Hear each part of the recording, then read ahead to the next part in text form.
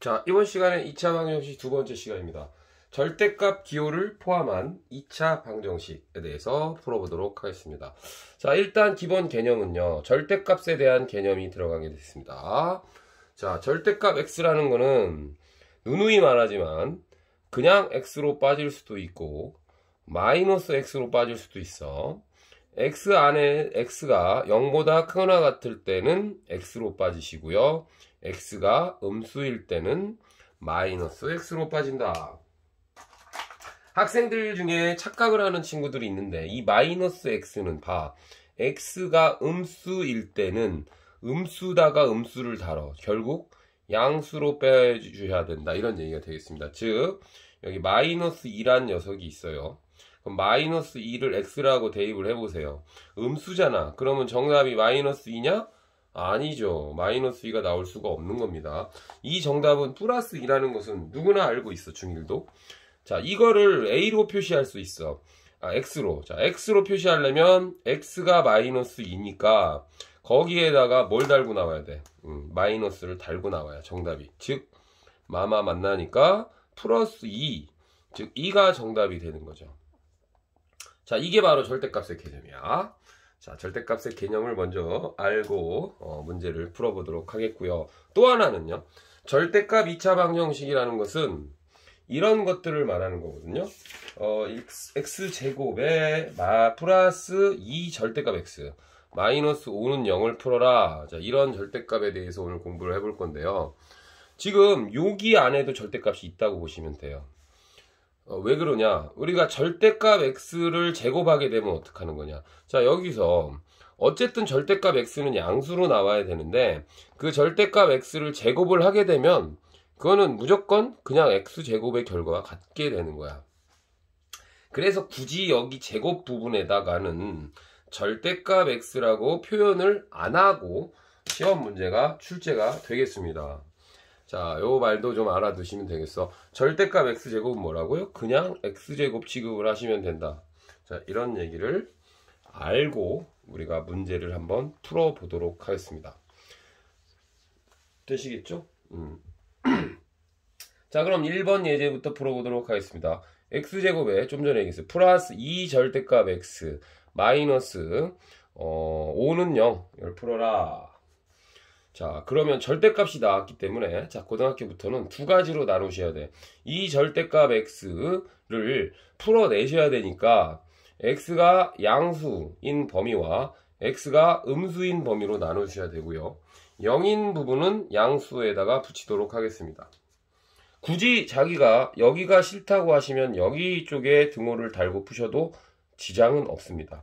하지만 대부분의 선생님들이나 학교 시험에서 주로 여기에 등호를 달고 푸는 경우가 많으니까 잘 보시고 푸시면 되겠습니다. 자, x가 0보다 크거나 같을 때는 절대값 x는 그냥 x로 빠집니다. 그래서 이것을 풀어보면 자, x제곱 플러스 절대값이 그냥 x로 빠지시고요.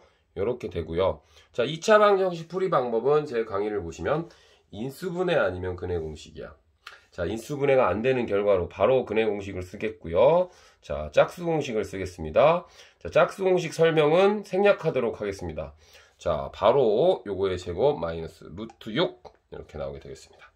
이것이 예를 들어서 이해가 안 되시는 친구는 근해 공식의 짝수 공식을 연습을 많이 하고 이 강의를 들어주시면 좋겠다. 자, 그런데 결과물이 두 개가 나왔잖아.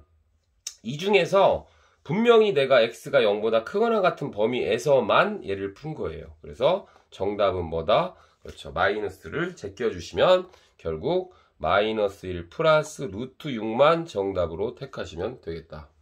이런 얘기가 되겠어. 두 번째는 x가 음수일 때는요. 절대값 x가 어떻게 나온다? 그렇지. 마이너스 x로 나온다고 분명히 얘기를 했습니다. 자, 따라서 얘는 x제곱 부호가 마이너스 2x 마이너스 5는요. 이렇게 풀고요.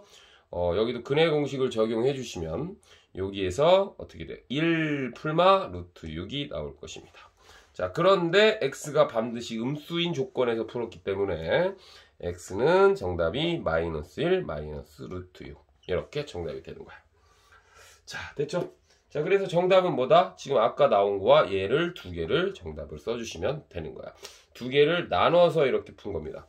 요런 조건일 때는 얘가 정답이 됐고요. 요런 조건일 때는 얘가 정답이 되었습니다.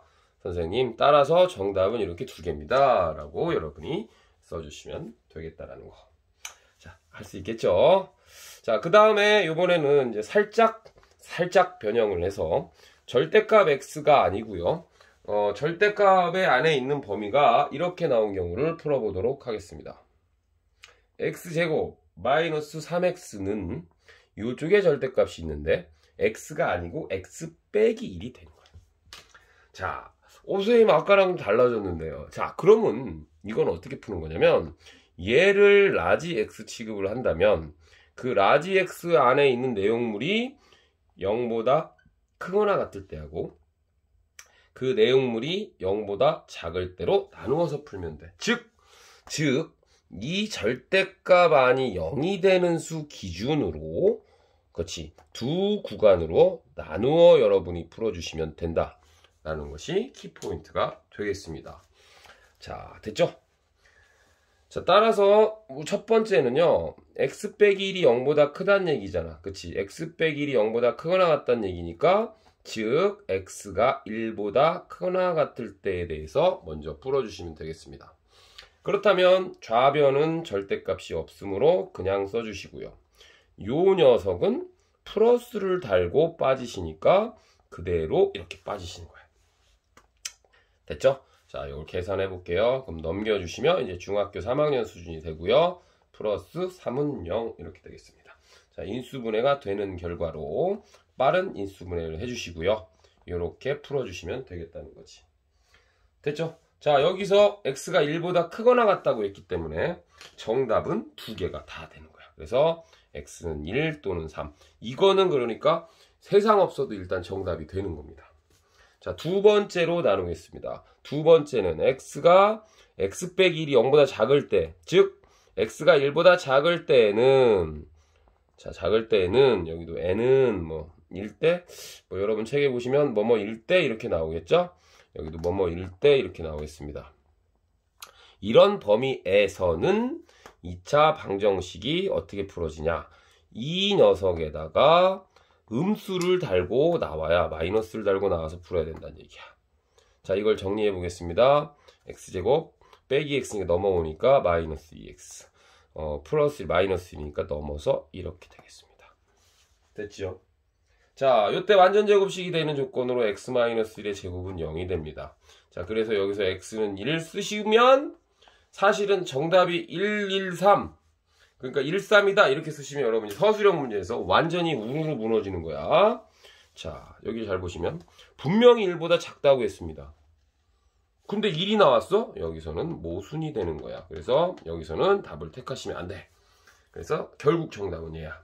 그러니까 애들이 이제 수학을 좀 죄송합니다. 어영부영 하시는 분들은 이 1이 나왔다 그래서 여기 2하고 3하고 그냥 갖다 쓰다 보니까 x는 2하고 3 이렇게 해서 이제 맞았다고 이제 객관식에서 했으면 자기가 맞은 줄 알고 있어. 시험 문제를. 아니란 얘기입니다. 수학은 논리적인 학문입니다. 연속적이고 논리적인 학문이기 때문에 반드시 고등수학은 이렇게 보통 두 가지 케이스 바이 케이스로 나누어서 문제를 풀어주시는 연습을 주로 하셔야 돼요. 자, 그래서 어떤 교재에서 그렇지 이거를 풀어드린 거야. 자, 지금 1번, 2번 보이십니까? 자, 이 문제를 여러분이 철저하게 분석을 통해서 공부를 하신 다음에 그렇죠, 이게 이제 심판 개념 원리에도 있다고 봅니다. 거의 비슷하게. 요거는 이제 조금 한 몇 년 된 개념 원리예요. 근데 거의 비슷해요. 그래서 일단 모든 책에 다 있으리라고 믿습니다. 여러분이 보는 책들에 다 있으니까 잘 보시고 이렇게 이제 풀어주시면 되는 거야. 그래서 고등학교 올라와서 여러분이 첫 번째 2차 방정식 단원에서 중학교 과정하고 조금 틀린데 이거 뭐지? 라고 하는 내용들이기 때문에 선생님이 오늘 저번 시간 2차 방정식의 1강에 이어서 따로 좀 빼어서 올려드리는 거야. 그 다음에 우리 재원생들의 효과적인 학습을 위해서 예, 요거는 10분 이내로 강의를 끊어주려고 하고 있습니다. 됐죠? 자, 그래서 다음 강의 안내를 해드리도록 하겠습니다. 다음 강의는요, 2차 방정식의 활용은 생략해드리겠습니다. 거의 뭐 중3 수준의 문제라고 보시면 되니까 중학교의 2차 방정식 활용들을 복습해 오셔서 공부를 하시고요.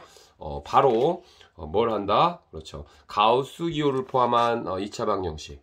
요거를 좀 올려드리도록 하겠습니다. 가우스 기호를 포함한 2차 방정식.